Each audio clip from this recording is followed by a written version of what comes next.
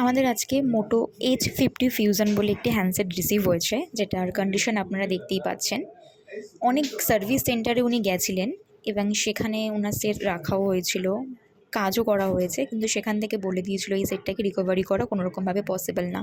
আর ওনার main important ছিল data, যেটা তো চান্সেস একদমই ছিল না। ওনার সেটের কন্ডিশন দেখতেই পাচ্ছেন যে কী হারে ওনার বোর্ডের উপরে কাজ করা হয়েছে। তো উনি আমাদের খোঁজ অনলাইন থেকেই পেয়ে এসেছেন যে ওনার সেটটাকে যাতে আমরা রিকভারি করে দিই আর ওনার ডেটাটাকে যাতে আমরা রিকভারি করে দিই। তো রিপেয়ার কী হচ্ছে কি না হচ্ছে সেটা আমরা এখানে দেখাচ্ছি না। তো সেটটার কন্ডিশন ঠিক হওয়ার পরে কীরকম কী রয়েছে আর কাস্টমারের কী ফিডব্যাক রয়েছে, যেটা আপনারা কিছুক্ষণ পরেই দেখতে পারবেন। তো চলুন কাস্টমারের কাছ থেকে ফিডব্যাকটা আমরা নিয়ে নিই। যেভাবে আপনারা সেটটা দিয়েছিলেন স্যার, এখন এই কন্ডিশনে সেটটা আপনাকে দিচ্ছি। আপনি দেখলেন আপনার সব ডেটার মধ্যে আছে, একবারও চেক করে দিন।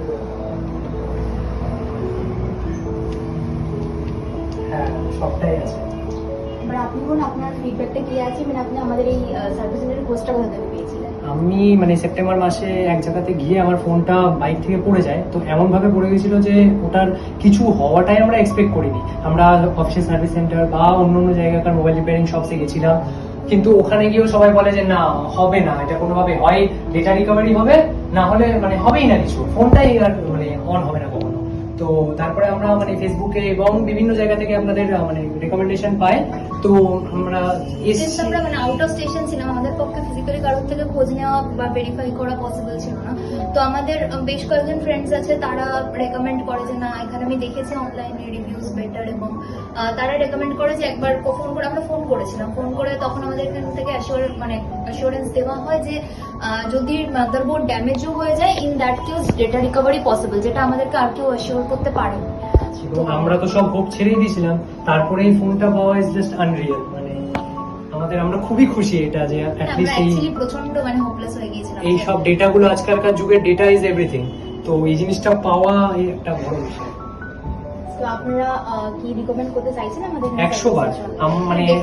যদি আমার এত হোপ হওয়ার ইউপ্লেস হওয়ার পরেও যে আমি আজকে এখানে সেই ফোনটা হাতে পেয়েছি, এটা তো আপনাদেরই বলার। এবং শুধু তাই না, আমার মনে হয় আজকের দিনে দাঁড়িয়ে চারিদিকে অনলাইনে এত রিভিউজ রয়েছে এবং এত কম্পিটিশন রয়েছে এই ফিল্ডে, যে প্রপার গাইডেন্স পাওয়াটা একটা খুব মুশকিল হয়ে যায়। একটা ফোন ড্যামেজ হওয়া রোজ রোজ তো ঘটে না। তো আমার মনে হয় প্রপারলি কেউ গাইড করতে পারে না যে কোথায় গেলে অ্যাকচুয়ালি ডেটা রিকভারি এবং যে প্রবলেমস রয়েছে সেটা প্রপারলি গাইড করে কেউ একজন ফোনটা অ্যাকচুয়ালি ঠিক করে দিতে পারবে। তো সেটা আমার মনে হয় প্রপারলি জানাটা খুব দরকার। থ্যাংক ইউ আপনাদের। আচ্ছা, আপনার শুধু ডিসপ্লেটা কি ভাঙা ছিল? না, ডিসপ্লে, মাদারবোর্ড সবকিছু ড্যামেজ ছিল। আমাদেরকে বলে দেওয়া হয়েছিল যে মাদারবোর্ড ড্যামেজ আছে, তো আমরা কিছু করতে পারবো না। সার্ভিস সেন্টার থেকে বলে দেওয়া হয়। তারপরে এসে এখানে মাদারবোর্ডটা ঠিক হয় এবং সবকটা অরিজিনাল ডকুমেন্টস পাওয়া হয়েছে। কমপ্লিট ফোন ডেড ছিল একদম, এবং ডিসপ্লে তো ছিলই খারাপ, সঙ্গে আমাদের ডেটাও গিয়েছিল এবং ফোনটা অনও হচ্ছিল না। ইনফ্যাক্ট যখন আলটিমেটলি ইম্প্যাক্টটা পড়েছিল, ফোনটা প্রচন্ড রকম হিটেড অবস্থায় আমি নিয়ে এসেছিলাম। তো তারপরে এখানে তো এখন তো দেখে বোঝাও যাচ্ছে না যে কোথাও কোনো প্রবলেম ছিল, এবং কমপ্লিটলি ডেটা রিকভারি হয়েছে। মোবাইলের যা দেখছি, সাউন্ড থেকে শুরু করে সবকিছু পারফেক্ট। আপনারা একবার ফোনটাকে শো করুন, আপনার ফোনের কন্ডিশনটা পুরো প্যাকেজই ভালো করে শো করে দেখান। ব্যাকটাও প্যানেলটা দেখা, এই জায়গাগুলো অব্দিও ড্যামেজ ছিল, এই জায়গাগুলো পুরোটা ড্যামেজ ছিল, এগুলো সব নতুন হয়ে গেছে। প্রচন্ড স্যাটিসফাইড আমরা, অল হোপস ছাড়ার পরে যে এত কিছু পেয়ে যাওয়া, আমরা খুব স্যাটিসফাইড।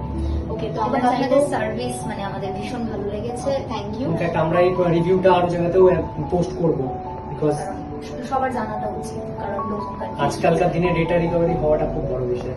Thank you.